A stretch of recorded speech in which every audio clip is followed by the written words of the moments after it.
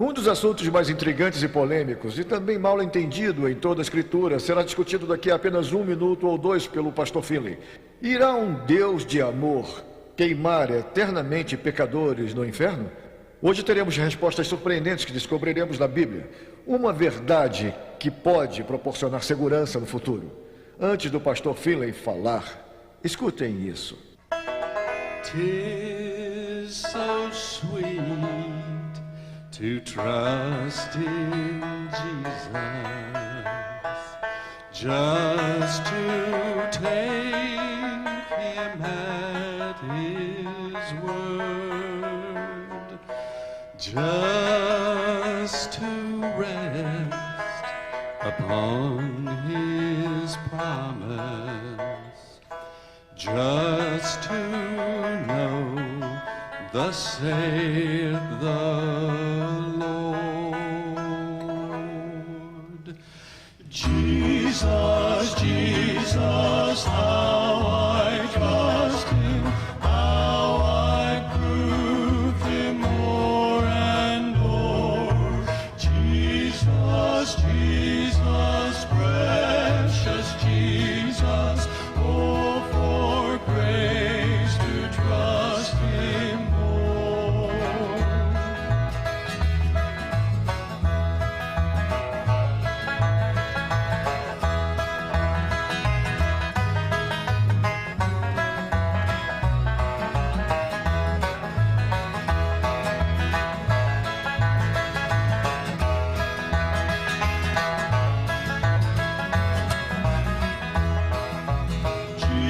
Jesus, Jesus, how I trust him, how I proved him more and more.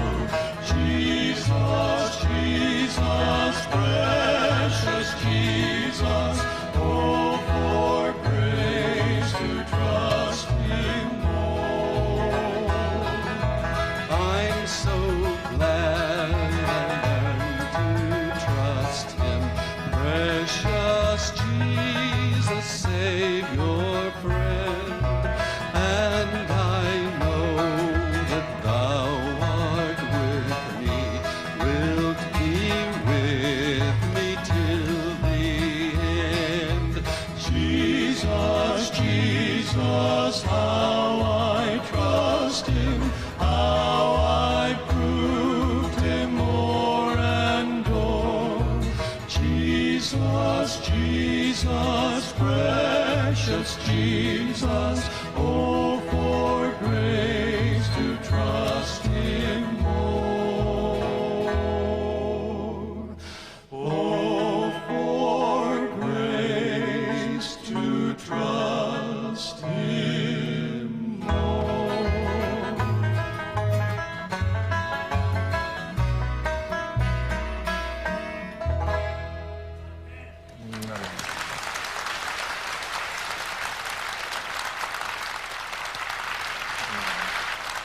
Hoje abriremos a palavra de Deus nesse assunto tão importante. Eu os convido a curvarem a fronte. Pai do céu, hoje à noite, mostre-nos o teu amor, tua justiça e tua misericórdia, num assunto que tem com tanta frequência sido mal interpretado por muitos. Clareie nossas mentes de qualquer confusão ao estudarmos sobre Cristo hoje à noite. Em nome de Jesus, amém. Meu assunto hoje é: irá um Deus de amor queimar eternamente os pecadores? Você alguma vez já se perguntou por que um Deus de amor queimaria pecadores no inferno por milhões e milhões de anos? Este assunto sobre o inferno tem confundido homens e mulheres através dos séculos. E grande é a quantidade de jovens que têm a ideia estereotipada de Deus e uma imagem estereotipada do inferno. Um Deus que queimaria e atormentaria pessoas no inferno por milhões e milhões de anos. Muitos desses jovens se afastaram da Bíblia e do cristianismo, Muitos pensadores se afastaram do cristianismo, muitos intelectuais se afastaram do cristianismo. Provavelmente este assunto de um inferno que queima para sempre tem levado mais pessoas ao ateísmo e ceticismo do que qualquer outra coisa. Por que eles pensam assim? Se é realmente verdade que Deus queima milhões e milhões de pessoas no inferno por trilhões de anos, eles dizem: eu não quero servir a um Deus assim, ele não existe. Porque se fosse assim, suponhamos que estejamos a 1 milhão de anos à frente e estejamos no céu. Estamos voando juntos pelo espaço até outro segmento do céu. Eu sinto um cheiro de fumaça. E então lhe pergunto: o que é isso? E então você me diz: esta é a fumaça do inferno, a brisa celeste está soprando a fumaça até aqui. Então você sente o cheiro do inferno. Então eu digo: espera um minuto. O que são esses gritos? Você diz: e lá Deus coloca as pessoas que estão se queimando. Que cheiro é esse de carne se queimando? Você diz: Deus os mantém lá 1 milhão de anos e os manterá por mais 1 milhão de anos e 1 milhão. É este o tipo de Deus que você e eu servimos? Que não coloca um fim ao sofrimento, mas um Deus que causa sofrimento às pessoas? Qual é a verdade sobre o inferno? A igreja medieval estava confusa sobre o assunto e víamos isso em suas artes, como pessoas sendo jogadas por chamas do inferno, queimando por anos. Ou você concordaria com o pregador de alguns anos atrás, Samuel Hopkins? O Dr. Hopkins foi fazer um sermão sobre o inferno. Você pode imaginar? Isso foi o que o Dr. Hopkins disse, falando sobre a angústia do inferno. Ele disse: a fumaça de suas angústias acenderá para sempre aos olhos dos justos, diante de seus olhos. Essa dádiva do caráter divino e de sua glória será um favor dos redimidos e também um entretenimento. O Dr. Hopkins disse que quando os justos no céu olhassem para baixo, para as pessoas gritando no inferno, isso seria motivo para grande diversão. E então o Dr. Hopkins continua: e será um prazer para aqueles que amam a Deus. Se essa angústia eternal se acabar e o fogo for extinguido, isso acabaria por completo com a grande felicidade e satisfação dos justos. O Dr. Hopkins disse que se o inferno parasse de queimar, isso acabaria com o prazer no coração daqueles no céu. Senhoras e senhores, com todo respeito, eu tenho que discordar hoje à noite do Dr. Hopkins. A alegria no céu não é olhar para baixo e ver pessoas queimando no inferno. A alegria no céu é estar com Jesus. Se você fosse o diabo... eu não deveria ter dito isso, se você fosse o diabo. Mas se você fosse o diabo, qual seria uma das coisas que mais gostaria de fazer? Pintaria uma imagem bizarra de Deus para que ninguém quisesse servi-lo. O diabo distorce a verdade sobre o que Deus é. De fato, um pregador disse o seguinte: o inferno é tão quente que se você pegasse o fogo mais quente da terra e colocasse lá, ele imediatamente se transformaria em gelo. Senhoras e senhores, o diabo quer distorcer o caráter de Deus. Ele quer que vejamos Deus como vingativo e irado. Muitos pregadores se confundem nesse assunto sobre o inferno. Muitos pregadores simplesmente pegam uma doutrina na Bíblia da Idade Média e trazem-na para a igreja cristã. Então fazem isto.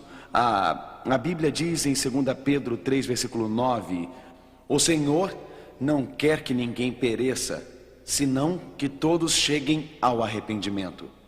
Deus não se alegra quando homens e mulheres se perdem. Deus não se alegra quando homens e mulheres se viram contra Ele.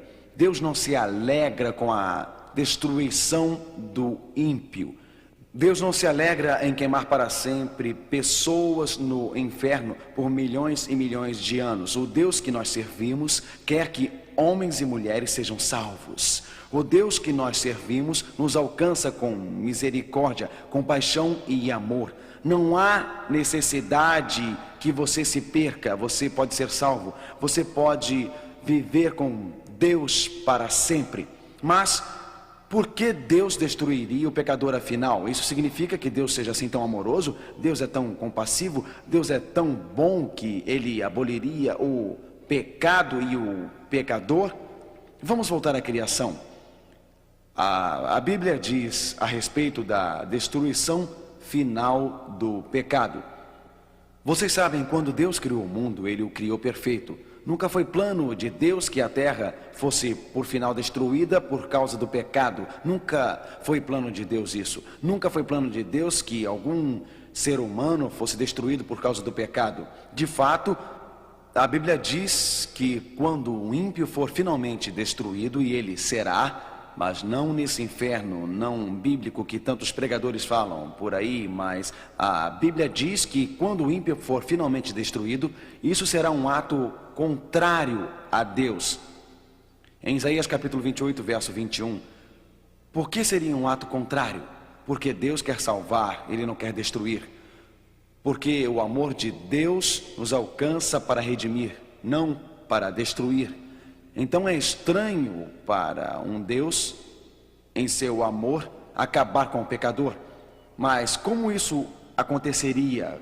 O que a Bíblia ensina? Vamos mais uma vez a Gênesis. Deus criou o mundo perfeito. Não havia doenças, nem sofrimento, ou dores, ou tristezas, ou morte. Mas como Adão e Eva pecaram, eles foram levados a se separar de Deus. Separados de Deus, estavam separados da fonte da vida. E a Bíblia diz em Romanos 6, verso 23, porque o salário do pecado é a morte. Separados de Deus, Adão e Eva levaram o planeta à rebelião. O pecado contaminou o planeta. Jesus Cristo, percebendo esta contaminação do pecado, veio à arena dos problemas humanos. Jesus veio e lutou como ser humano.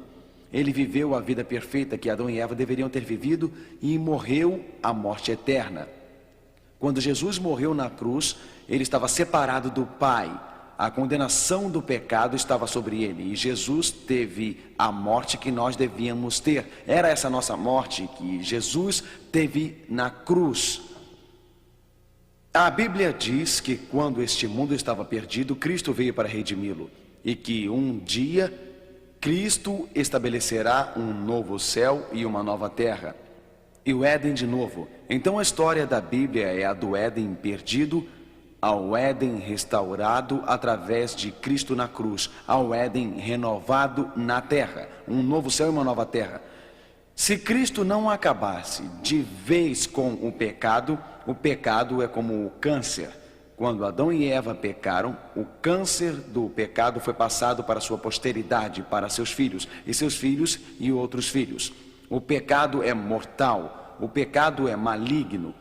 Se Deus não acabar com esse câncer de pecado no universo, ele se espalhará até destruir o planeta Terra totalmente, completamente. E, portanto, Deus nos arrumou um primeiro plano para lidarmos com o problema do pecado em Cristo. Em Cristo estamos redimidos, em Cristo estamos salvos, em seu amor estamos eternamente seguros se aceitarmos a Ele. Se rejeitarmos o amor de Deus, rejeitaremos a cruz, rejeitaremos a redenção. Quando Cristo vier, Ele extirpará o câncer do pecado do universo. O pecado é um agente combustível, fora do alcance de Deus. O pecador inflamará. Fora do alcance de Deus, o pecador será consumido. A Bíblia ensina que o inferno não durará por milhões de anos e que o inferno não é um local no centro da terra onde as pessoas estão se queimando. O que a Bíblia ensina é que o pecado será destruído no final do mundo, antes de Deus fazer tudo de novo. Minha mente não poderia entender um Deus de amor atormentando as pessoas por milhões e milhões de anos, queimando e gritando. Mas minha mente pode entender um Deus de amor fazendo uma previsão para que eles sejam salvos. E então, por necessidade, eu tenho que destruir pecado e pecadores no final do mundo, pelo simples fato de que, se ele não destruísse, os problemas da guerra e cobiça, luxúria e sofrimento continuariam. Deus um dia fará um outro mundo sem pecado, sem dores, sem sofrimento, sem tristezas, sem pecado. A Bíblia é certa, a Bíblia é clara. De fato, Mateus 25, verso 41 diz, leiam comigo, por favor. Mateus 24, versículo 41, lendo juntos: apartai-vos de mim, malditos, para o fogo eterno, preparado para o diabo e seus anjos. Para quem é predominantemente o inferno? Para o diabo e seus anjos, e para aqueles que agem como o diabo também, para aqueles que rejeitam o seu amor, aqueles que renunciam ao seu clamor. Mas vocês dizem, lá diz fogo eterno. Espera um minuto que chegaremos lá.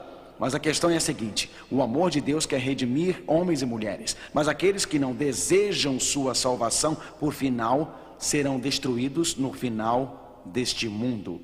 Por fim, serão consumidos no fogo do inferno. Mas quando isso ocorrerá? É o inferno um lugar quente no centro da terra? É o inferno um lugar onde pessoas são atormentadas? A verdade é muito mais clara que a ficção. E a Bíblia é muito clara sobre quando isso ocorrerá. Vocês se lembram quando os discípulos viram a Jesus? Ao virem a Jesus, eles perguntaram-no sobre o fim e Jesus lhes contou uma história. Ele contou uma história sobre um semeador que saiu para semear. Jesus disse: quando o semeador semeou, ele semeou boas sementes no campo, mas as lágrimas apareceram. Os discípulos perguntaram: de onde vieram as lágrimas? As lágrimas representavam o mal, perversidade, pecado, rebelião. E Jesus contou aos discípulos o que aconteceria a este pecado e perversidade e rebelião. Mateus 13, verso 40. Pois assim como o joio é colhido e lançado ao fogo. Agora leiam o resto comigo, por favor. Assim será na o quê? Na consumação do século. Então o joio será o joio queimando na o quê? Consumação do século. Então vemos que não há nenhum lugar na terra que esteja queimando no centro da terra. A destruição final e completa do mal acontecerá na consumação dos séculos, no fim do mundo, quando Cristo voltar novamente. A terra, o pecado e o pecador serão consumidos, e todas as cinzas do velho mundo.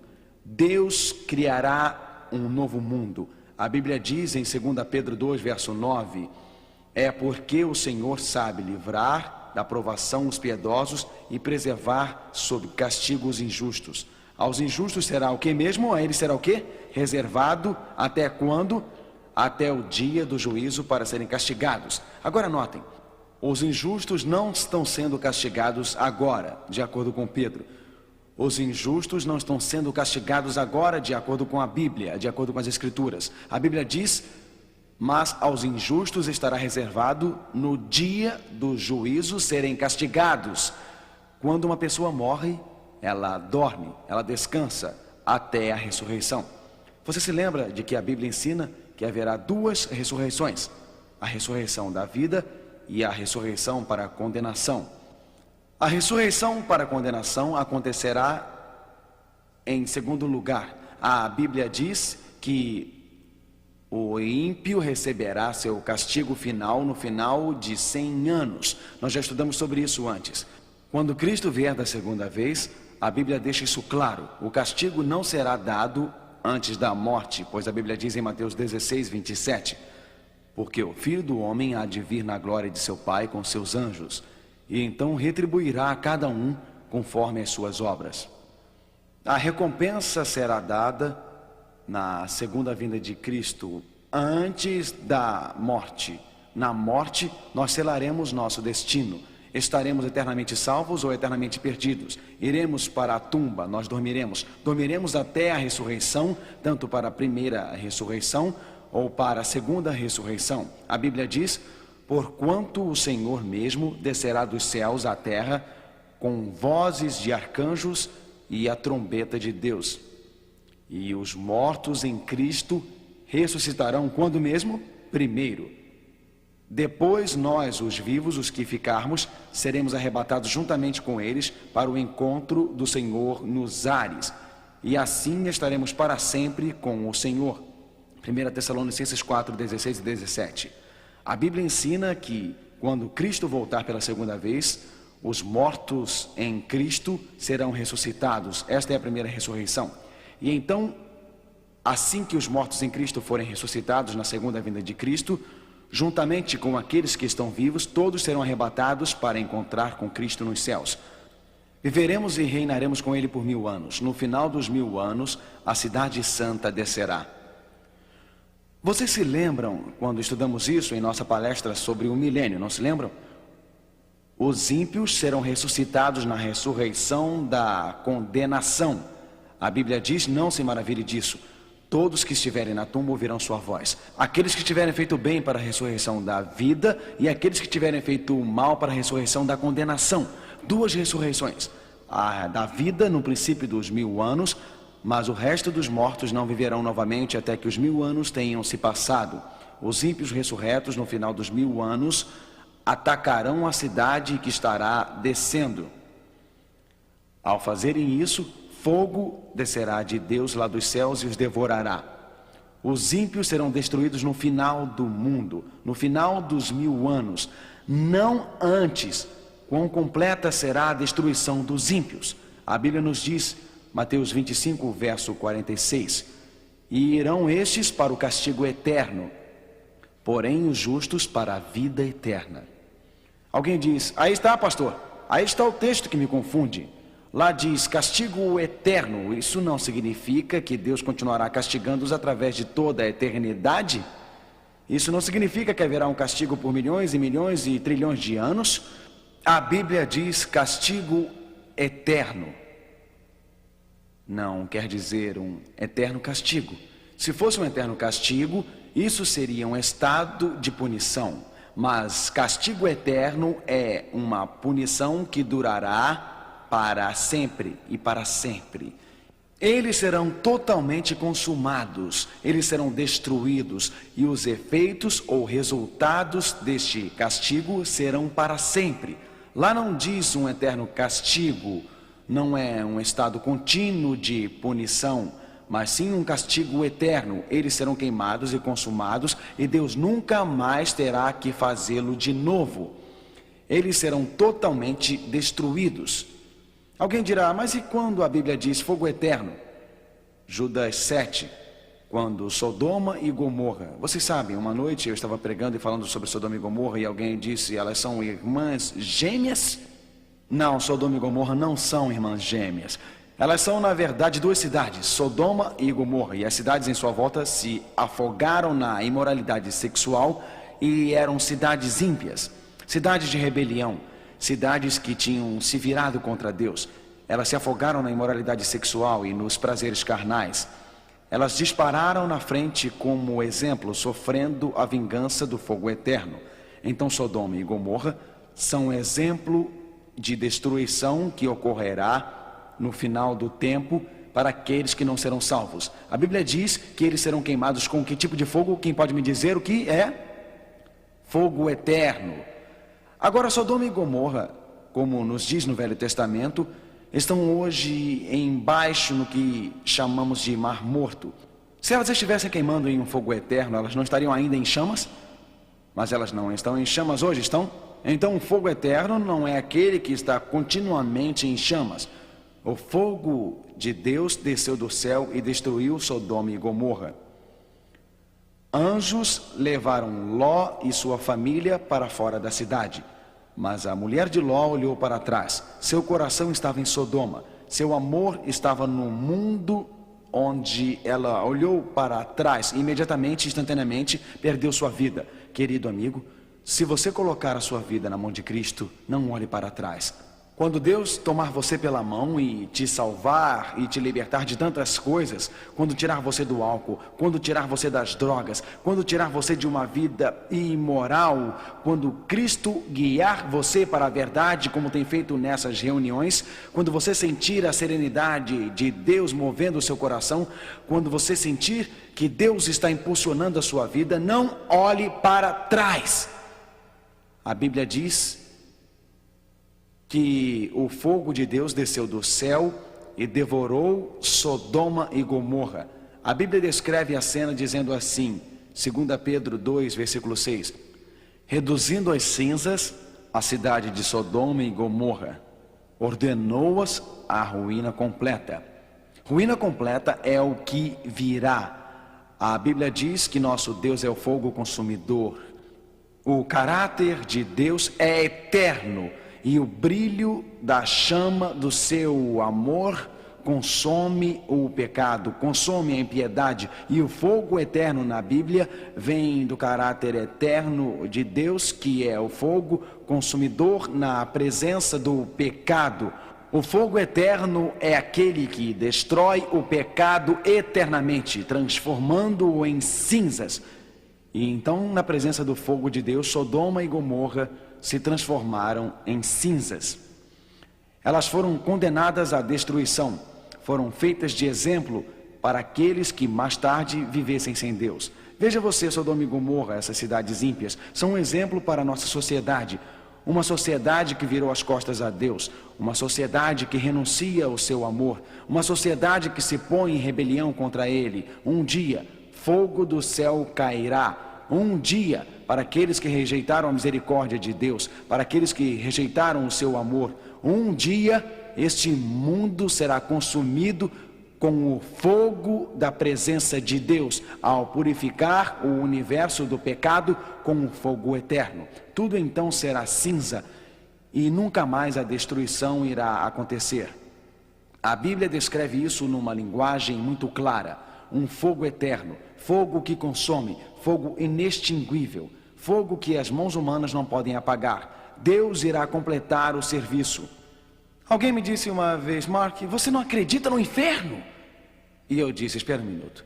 Primeiro, eu não acredito naquele que você acredita, porque Deus não vai atormentar as pessoas por milhões e milhões de anos para que nós sintamos o cheiro de suas carnes. O problema é que o inferno que eu acredito é mais quente do que o inferno que você acredita. E ele disse: como assim? Eu disse que o inferno que a Bíblia ensina diz que o serviço será completo. Queimará o pecador e o pecado os consumirá as cinzas e Deus fará um novo mundo. Mas o inferno que você acredita não é tão quente assim, irá apenas atormentar pessoas por milhões de anos. A Bíblia é muito clara neste assunto. A Bíblia diz em Malaquias 4, verso 1, pois eis que vem o dia que arde como fornalha. Isso será agora, amigo? A Bíblia diz que é hoje? Lá diz isso? Eu quero seguir a Bíblia. E você? Eis que vem o dia, isso é futuro. Não há inferno no centro da terra, queimará como um forno, e todo orgulho sim, tudo que for impiedoso será exterminado. O dia que está vindo irá fazer o quê? Queimá-los, diz o Senhor dos Exércitos. Não ficará nem raiz nem galho. Não haverá algum traço de impiedade deixado na terra? Não, nenhum traço de impiedade. Haverá algum traço de pecado? Não, nenhum traço de pecado. Eles serão consumidos, serão queimados. A Bíblia diz tão claramente que eles serão transformados em cinzas. Malaquias 4, verso 3. Pisareis os perversos, porque se farão cinzas debaixo das plantas de vossos pés. Ao final do mundo, textos bíblicos após textos bíblicos nos falam que eles serão transformados em cinzas. Salmos 37, versículo 20. Os ímpios, no entanto, perecerão, e os inimigos do Senhor serão como o viço das pastagens, que se desfarão em fumaça e serão aniquilados. Eles serão consumidos, estarão acabados. Em Obadias, Obadias só tem um capítulo, verso 16, e eles serão, o que a Bíblia diz? Como se nunca tivessem sido. Será tristeza no universo. Terá dores no universo. Deus deu oportunidade para viver. Ele os criou. Ele lhes deu uma mente para pensar e raciocinar. Ele enviou Jesus para viver por eles. Ele com amor os cercou, ele os atraiu. Ele os chamou com grande amor. Mas eles se viraram contra ele. Estavam ocupados com suas afeições tão terrenas e materialistas para o clamor de seu amor. E eles se afastaram dele com corações rebeldes. Ele quer um universo limpo, onde não haja cobiça, nem luxúria, nem rebelião, nem pecado. Ele quis salvá-los, mas eles se viraram contra seu amor. No final, eles serão consumidos, eles serão queimados, eles estarão acabados para sempre. Serão como se nunca tivessem existido. Alguém me disse: Mark, você se enche de emoção em suas reuniões. Aqui estou eu toda a noite diante das pessoas, e a questão é vida e morte, não é um jogo de engano, não estamos falando de um simples jogo. É vida eterna ou morte eterna. E Jesus diz: eu quero salvar você. Eu não quero que você morra, que sua vida acabe para sempre. Bem, hoje à noite, se você ainda não aceitou Jesus Cristo, se você está preso no pecado ou em rebelião no seu coração, por que não dizer a Ele hoje: Senhor, eu quero viver para sempre e para sempre. Ele quer que você viva para sempre. De fato, a Bíblia diz, alguém diz: o que quer dizer para sempre, pastor? Eu li que o inferno é para sempre. Eu realmente li, há um texto na Bíblia, o Senhor sabe que tem, eles são transformados em cinzas uma vez, 2 vezes, 3 vezes. Eu leio lá que a fumaça sobe e se acaba, ela desaparece como se nunca tivesse existido. Eu li texto após texto, pastor, eu li um aqui que diz: eles estarão no inferno para sempre. Bem, vamos ler o que você leu, não o que você pensa que leu. Ok, vamos voltar a ele. Vamos ver o que a Bíblia ensina. Apocalipse 14, verso 11. A fumaça do seu tormento sobe pelos séculos dos séculos. Alguém diz: aí está. A questão não é o que você acha que significa para sempre e sempre, e sim o que a Bíblia quer dizer quando usa essa expressão. Esta é a questão. Bem, o que a expressão para sempre e sempre significa? Acha que deveríamos ir ao dicionário Aurélio para saber o que significa para sempre e sempre, ou você acha que deveríamos ir à Bíblia? Quantos acham que deveríamos ir ao Aurélio? Bom, vocês estão dormindo, hein? Quantos acham que deveríamos ir à Bíblia? Muito bem, ok. Vamos à Bíblia e saber da Bíblia o que era para sempre e sempre. Aqui está falando de um servo. Êxodo 21, 6. Ele, o servo, servirá seu Senhor para sempre. Isso quer dizer que nós teremos escravos na eternidade? Deus não quis dizer isto de jeito nenhum. O que aconteceu no Velho Testamento é que Moisés estava falando sobre um servo que serviu enquanto ele viveu. Quando o servo morreu, ele não iria mais servi-lo. Então, para sempre, nesse contexto, simplesmente significa enquanto ele viver. Veja em Samuel 1, verso 22.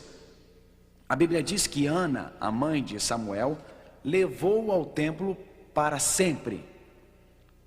Por acaso Samuel iria estar no templo terreno aprendendo a ser um sacerdote para sempre? O que a Bíblia diz em 1 Samuel 1:28, que ele estaria lá enquanto ele o quê? Enquanto ele vivesse. Então o termo para sempre na Bíblia simplesmente significa enquanto alguém é capaz de viver naquela situação. Um bom exemplo disso é Jonas 2, verso 6. Até os fundamentos dos montes desci, até a terra, cujos ferrolhos se corroeram sobre mim. Por quanto tempo? Para sempre. Então Jonas disse: eu estava na barriga de uma baleia para sempre. Mas então a Bíblia diz, Jonas 1,17, e esteve Jonas 3 dias e 3 noites no ventre do peixe. Como poderia ser para sempre 3 dias e 3 noites? Apenas se você estiver confuso. Está claro na Bíblia. O que a Bíblia quer dizer por para sempre é isto. A tradução literal na língua original da Bíblia é até o final da era. Na língua grega do Novo Testamento é aon, toto aon, até o final da era. Então Ana emprestou o seu filho ao Senhor até que seus dias estivessem completos, enquanto ele vivesse até o final da era. O servo serviria seu Senhor enquanto ele vivesse. E então o ímpio será consumido. Eles serão queimados enquanto eles viverem naquele ambiente até o final da era. E então eles estarão acabados para sempre. A Bíblia ensina que o ímpio queimará naquelas chamas apenas até eles serem consumidos ou enquanto eles puderem viver. Para sempre, e para sempre é uma expressão bíblica até o final da era. Não quer dizer necessariamente infinito, interminável período de tempo. De fato, você se lembra do Velho Testamento em que a profecia dizia que Jerusalém seria destruída? Ela está em Jeremias capítulo 17, verso 27. Lá diz: não carregueis cargas no dia de sábado, nem as introduzais pelas portas de Jerusalém. Notem que a desobediência a Deus era uma coisa muito séria. Os judeus viraram as costas a Deus, o desobedeceram, violaram seu sábado. A Bíblia diz: o fogo devorará os palácios de Jerusalém, e ele não será apagado. O fogo que queimaria Jerusalém seria um fogo inextinguível. Esta Jerusalém ainda está queimando com essas chamas? Claro que não. Jerusalém foi destruída por Tito, do exército romano, em 70 depois de Cristo. Fogo inextinguível é aquele que queima completamente e não há mais nada para ser queimado. A expressão para sempre quer dizer enquanto ele queimar naquele ambiente, e o castigo nunca precisa existir. A Bíblia é extremamente clara, se você deixá-la explicar-se por si mesma. Se você for aos teólogos para descobrir o que a Bíblia diz, ou em algum livro para encontrar o que é ensinado, você pode ficar confuso. Alguém disse: a sua alma pode ser destruída no inferno, assim como o corpo? Deixe Jesus responder. Mateus 10, verso 28. Não temais os que matam o corpo e não podem matar a alma. Temei antes aquele que pode fazer perecer no inferno tanto a alma quanto o corpo. Pode sua alma, assim como o seu corpo, serem destruídos no final do tempo, quando Deus consumir e queimar todo o pecado? Pode, amigos? A Bíblia diz que Deus é capaz de destruir corpo e alma no inferno. Em outras palavras, o pecado será totalmente destruído. Não haverá vestígios nenhum de pecado. De fato, a Bíblia diz em Ezequiel 18, verso 4, leiam comigo, por favor: a alma que pecar, essa morrerá. Então o pecado será consumido. O Deus de amor limpará de vez o universo. Você sabia que muitos teólogos hoje, teólogos de nome, estão chegando à conclusão que a ideia da imortalidade da alma é uma doutrina pagã? Você leu naquele artigo alguns meses atrás no US News e no World Report aqui nos Estados Unidos, parafraseando um teólogo por nome de Dr. Hughes. Estou parafraseando o artigo da reportagem. A crendice tradicional de um castigo interminável está ligada à crendice errônea da imortalidade da alma. A crendice, ele diz, é baseada mais em Platão que na Bíblia. A imortalidade pela qual o cristão se baseia não é inerente a ele mesmo ou em sua alma, mas é concedida por Deus. Em outras palavras, Platão ensinou a imortalidade da alma. Muitas doutrinas pagãs entraram na igreja: a adoração ao domingo, o batismo infantil, a imortalidade da alma, a ideia de que o inferno é para sempre. Vejam, essas coisas vieram de culturas pagãs, amigo. Por isso que Deus está nos guiando de volta à Bíblia, porque a Bíblia diz em Eclesiastes 9, verso 5: porque os vivos sabem que hão de morrer, mas os mortos não sabem coisa nenhuma. Se os mortos não sabem de nada, eles não estão queimando no inferno ou gritando nas chamas, estão? Porque a morte é apenas um sono, até a volta gloriosa de Jesus. Mas alguém disse: mas pastor, e a parábola de Lázaro e o homem rico? Há esta parábola de Lázaro e o homem rico. Não está o homem rico lá no inferno? Não está Lázaro lá em cima no céu? Bem, lembre-se da história, deixe-me lembrá-lo da história. Jesus contou uma parábola, foi a quinta numa série de parábolas. Foi uma história judaica muito comum e tradicional. De fato, era uma tradição, uma parábola. E Jesus usou isto como uma história comum. Aqui está a história. Um homem rico estava sentado à mesa. E estando ali sentado, estava comendo. Ele estava vestido de linho e púrpura e todo cheio de joias. Há um mendigo, Lázaro, e este homem rico joga-lhe migalhas. E então, finalmente, nesta história, Era uma história judaica comum. A ideia de que você morre e desce até um túnel em um caminho que vai até o seio de Abraão e não ao céu, ao seio de Abraão. O outro caminho vai até o inferno. Então, na história, o homem rico acaba lá no inferno e o mendigo acaba no céu. Ninguém diz que pode provar isso, que pode provar isso. Espera um minuto. Se você levar a história no sentido literal, você sabe da história que Jesus contou. A pessoa que está lá em cima, no céu, é supostamente um mendigo. Eu quero dizer, ele conversa com um homem lá no inferno. Se você não tomar isso como uma parábola, mas tomar literalmente, você está com problemas. Porque eu vou lhe perguntar, você realmente acredita, Senhor, cristãos, vocês acreditam que uma pessoa no céu vai sentar-se e assistir as pessoas se queimando no inferno e ainda conversar? Vocês realmente acreditam nisso? Vocês acreditam realmente que lá em cima no céu, aquele mendigo está olhando para baixo e conversando com as pessoas que estão gritando nas chamas? Veja, se você levar isto literalmente, você tem que levar a coisa toda literalmente. Você terá outro problema, porque o seio de Abraão vai ter que ser muito grande para que entre todos. Se você tomar isso literalmente, e se disser que não é uma parábola, vai ter problemas. Se for uma parábola, então é apenas uma história que Jesus contou para ilustrar o seu ponto. Agora, qual é o ponto de Jesus? O ponto de Jesus é muito claro. Os judeus disseram, se você for rico, é um sinal da bondade de Deus, você irá subir. Mas se você for pobre, um simples camponês ou um miserável, então é a maldição de Deus, você vai para baixo. Então Jesus disse, havia esse homem rico. Esse homem rico estava assentado à mesa e o pobre mendigo sou eu. Não, eu sou o homem rico. Agora, quando o homem rico morre, ele vai para o céu, o homem pobre vai para o inferno. Jesus diz, a história que você sempre conta é sobre o homem rico e o pobre. O rico vai para o céu e o pobre para o inferno. Mas Jesus reverteu isso, o pobre para o céu e o rico para o inferno. Todos fizeram... Era assim que teria que acontecer? Não é o que nós acreditávamos. A primeira coisa que Jesus fez foi mostrar que os ricos, na verdade, não são sempre um sinal do favor de Deus. Ele diz, pobreza não é sempre um sinal do desprazer de Deus. Então, depois disso, houve uma pequena conversa. E o mendigo diz, o rico diz, mande alguém de volta para contar a meus irmãos.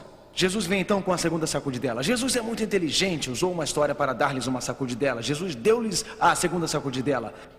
Ele disse, é um grande vácuo depois da morte, não há uma segunda chance. Este é o ponto. A parábola é simplesmente um pequeno prego sustendo um quadro para explicar a lição. Ele disse, depois da morte não há uma segunda chance, e sim um grande vácuo. É melhor se decidir agora, irmão. É melhor se decidir agora, irmã.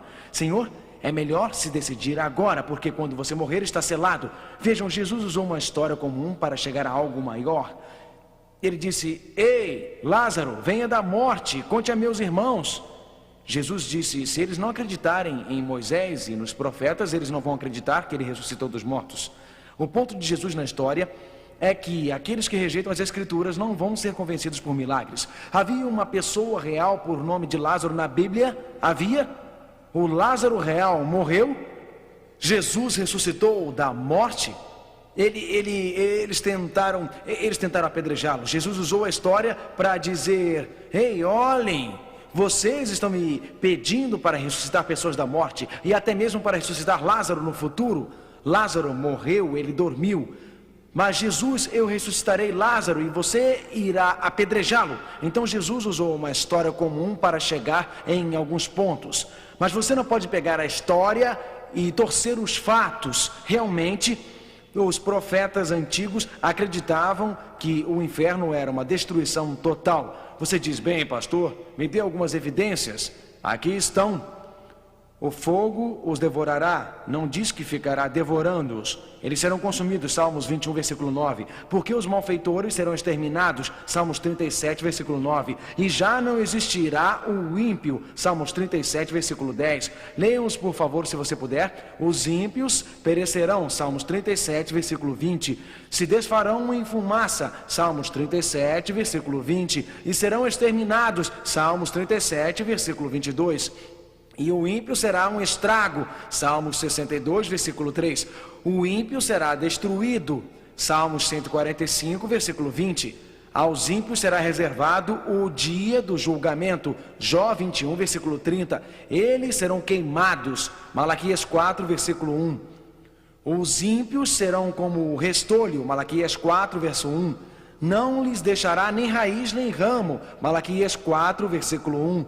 Serão como cinzas embaixo de vossos pés. Malaquias 4, verso 3. Reduzindo a cinzas as cidades de Sodoma e Gomorra como exemplo para os ímpios. 2 Pedro 2, verso 6. Desceu, porém, fogo do céu e o quê? E fez o quê? E os consumiu a todos. Apocalipse 20:9. O que a Bíblia ensina? Que Deus acabará com o pecado, que Deus destruirá o pecado, Deus fará do universo um lugar puro. Sabem, amigos, eu me lembro da doença da vaca louca. Que terrível situação na Inglaterra. Alguns pensam que a doença da vaca louca é uma aflição incurável que destrói o cérebro. Houve transmissão para os seres humanos e houve também algumas mortes. Então o governo britânico disse: temos que fazer alguma coisa. Vocês conhecem a Europa, o leste, o mercado comum não estava comprando a carne britânica. Alemanha, França, governo britânico disse: ok, aqui está o que devemos fazer. O que realmente precisamos fazer é juntar essas vacas. O governo britânico planejou matar 5 milhões de vacas nos próximos anos. O custo era de 700 milhões de dólares. Foi-me dito que houve fazendeiros que foram embora. Agora, por que o governo britânico tem que destruir essas vacas? Porque a doença passa de vaca para vaca, animal para animal. Se você não destruir algumas vacas, a doença se espalhará em todo o rebanho. A doença afetará as pessoas. A doença colocará a Europa em risco. Você acha que o governo quer destruir essas vacas? 700 milhões de dólares. Você acha que o governo quer destruir 5 milhões de animais? É claro que não. Mas se eles não o fizerem, o país inteiro da Inglaterra estará em risco. A população inglesa estará em risco. Nós não sabemos muito sobre a doença da vaca louca, mas estamos aprendendo. Mas a razão deles as estarem destruindo é porque não querem o risco. Foi-me dito que fazendeiros saem e olham os seus rebanhos. Alguns dos fazendeiros até choram, porque eles estão incinerando ou queimando os seus rebanhos.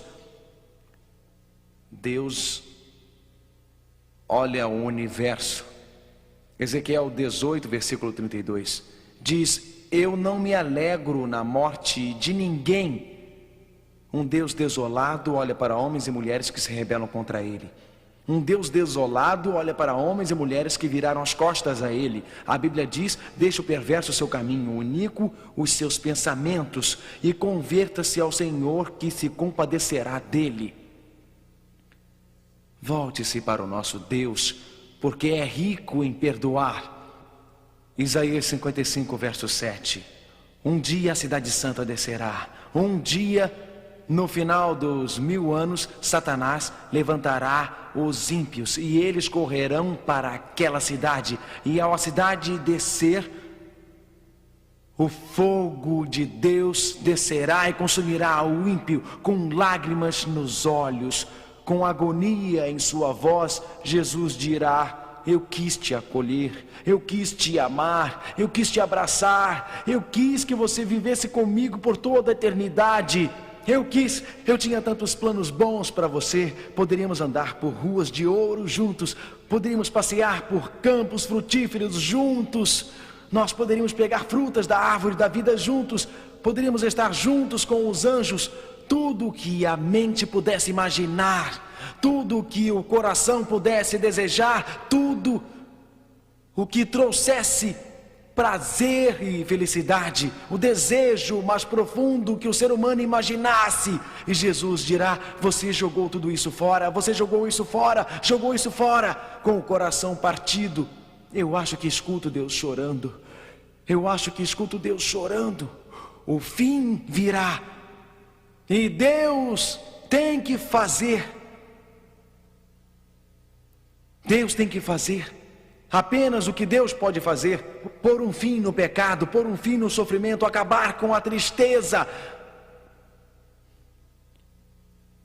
E o quebrantado Deus diz para todo o universo: poderia eu fazer alguma coisa mais para salvá-los? E cada joelho se dobrará, e toda língua confessará: Ele é o Senhor. E até o ímpio dirá: Senhor, Tu não poderias ter feito nada mais para salvar-me, eu estou perdido por minha culpa. Amigo, não jogue isso fora essa noite. Não vire as costas a Ele. Hoje, quando o Walter cantar: ó Jesus, eu prometo servi-lo até o fim, por que não curvar a sua fronte em silêncio? Por que não dizer: sim, sim, Jesus, eu sou seu. Jesus, eu dou minha vida a Ti. Jesus, eu quero viver para Ti, para sempre e sempre. Um dia o universo será limpo, uma onda de felicidade e prazer encherá o planeta. Seres felizes, envoltos no amor. Deus tem planos maravilhosos para você. Deus tem planos magníficos para você. Planos que você não pode imaginar. Deus tem sonhos para você, os quais você nunca pensou. Deus tem um futuro para você, muito além de qualquer sonho. Não jogue isso fora. Enquanto o Walter canta, por que não agora mesmo em silêncio curvar sua fronte e dizer: Jesus, eu vou viver para sempre.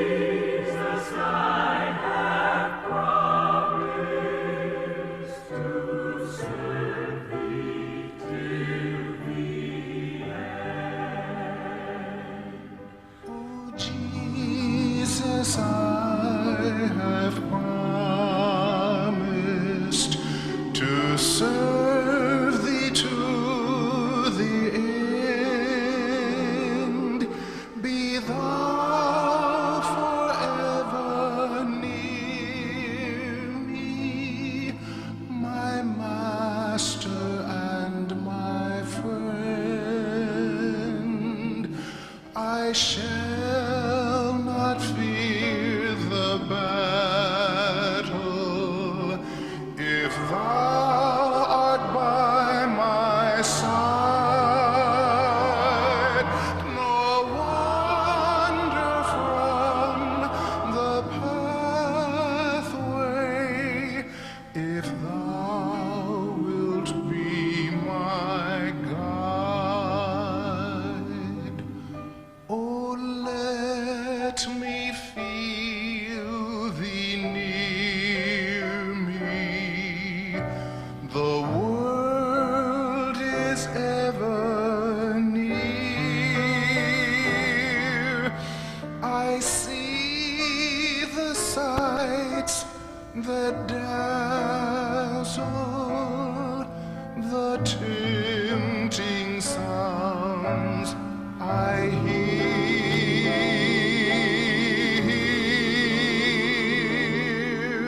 My foes are ever near me, around me and within. But Jesus, draw thou nearer, my Master and my friend.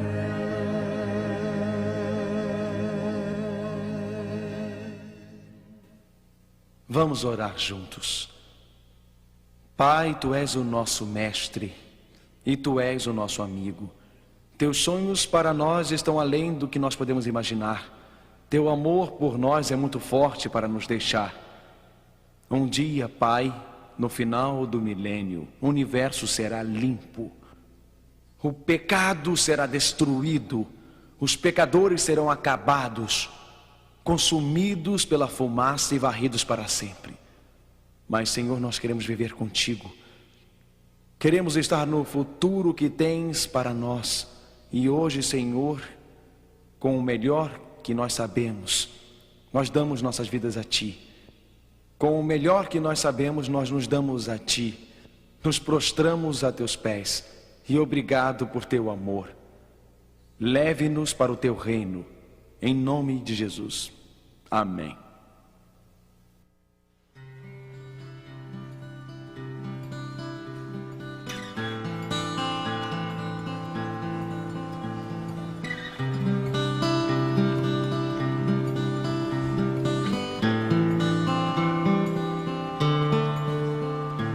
There's a land that is fairer than day, and by faith we can see it afar. For the Father wakes over the way to prepare us a dwelling place there.